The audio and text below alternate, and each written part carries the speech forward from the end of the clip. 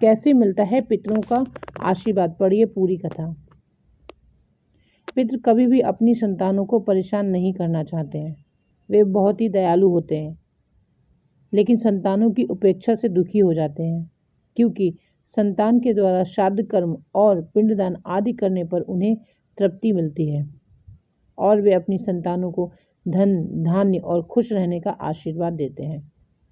पितृ ये नहीं चाहते कि उनकी संतानें उनको तृप्त करने के लिए बहुत कुछ करें। वे श्रद्धा भाव से किए गए श्राद्ध के खुशी के साथ स्वीकारते हैं। कहा भी गया है कि श्रद्धा के बिना श्राद्ध अधूरा होता है। इसी से जुड़ी है श्राद्ध पक्ष की पौराणिक कथा। जानते हैं कि कैसे श्राद्ध भाव से प्रसन्न होकर पितृ देते हैं अपना आशीर्वाद। पौराणिक कथा के अनुसार जोगे और भोगे नाम के दो भाई थे। दोनों अलग अलग घरों में रहा करते थे। जोगे के पास धन की कोई कमी ना थी, लेकिन भोगे निर्धन था।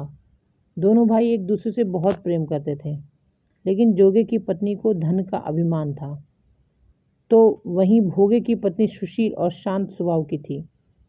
जब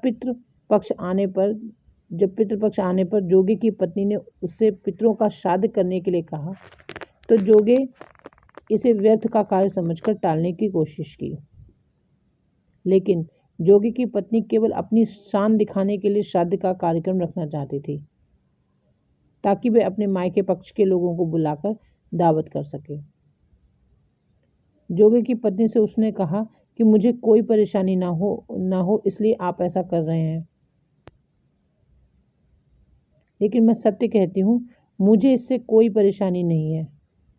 मैं भोगे की पत्नी को बुला लूंगी, हम दोनों मिलकर सारा काम कर लेंगी। दूसरे दिन भोगे की पत्नी सुबह आकर सारा कार्य करवाने लगी। उसने अनेक पकवान बनाए, फिर सभी काम निपटाने के बाद अपने घर वापस आ गई, क्योंकि उसे भी पितरों का तर्पण करना था। जब पितृ भूमि पर उतरे तब वे जोगे के यहाँ गए तो देखा कि उसके ससुराल पक्ष के सभी लोग भोजन पर जुटे हुए हैं। वहाँ ये सब देखकर वे बहुत निराश हुए। उसके बाद जोगे भोगे के पितृ भोगे के यहाँ गए तो देखते हैं कि मात्र पितरों के नाम पर केवल अग्यारी दे दी गई है। पितृ उसकी राख चाटते हैं और भूखे ही नदी के तट पर पहुंच जाते हैं।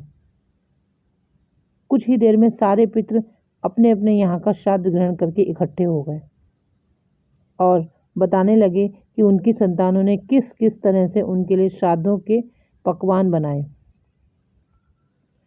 जोगे भोगे के पितरों ने भी अपना सारा कुछ बताया। उन्होंने सोचा कि अगर भोगे निधन ना होता और श्राद्ध करने में समर्थ होता तो शायद उन्हें भूखा वापस नहीं आना पड़ता, क्योंकि भोगे के घर में तो खाने के लिए भी 2 जून की रोटी नहीं थी। ये सारी बातें सोचकर पितरों को भोगे पर दया आ गई। अचानक से वे नाच नाच कर गाने लगे कि भोगे के घर धन हो जाए, भोगे के घर धन हो जाए। सांझ का समय हो चला था, लेकिन भोगे के घर में खाने को कुछ भी नहीं था।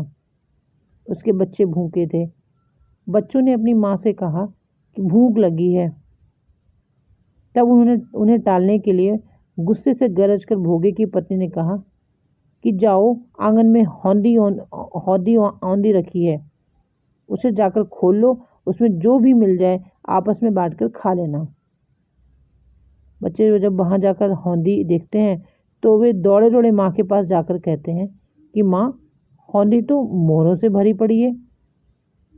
आंगन में आकर भोगे की पत्नी ने यह सब कुछ देखती है तो उसके आश्चर्य का ठिकाना नहीं रहता।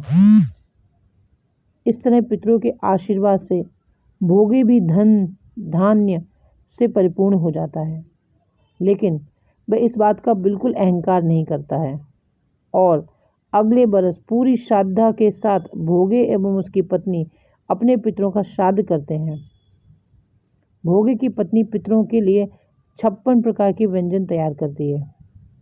वे दोनों ब्राह्मणों को भोजन कराते हैं। अपने जेठ जेठानी को बुलाकर सम्मान के साथ सोने और चांदी के बर्तनों में भोजन कराते हैं। इससे उनके पितृ बहुत प्रसन्न होते हैं।